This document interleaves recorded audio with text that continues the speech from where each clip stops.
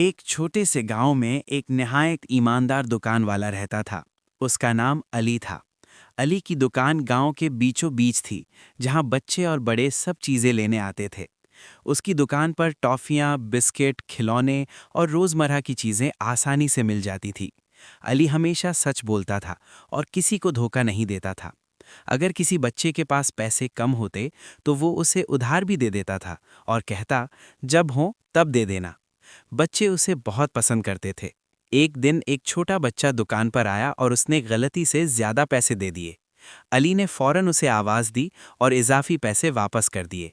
बच्चे ने खुश होकर कहा, आप बहुत अच्छे दुकान वाले हैं। आहिस्ता आहिस्ता अली की ईमानदारी की वजह से उसकी दुकान पूरे गांव में मशहूर हो गई। लोग दूर दूर से उसकी दुकान पर आने लगे। इस कहानी से हमें ये सबक मिलता है कि ईमानदारी और अच्छा बर्ताव इंसान को सबका पसंदीदा बना देता है।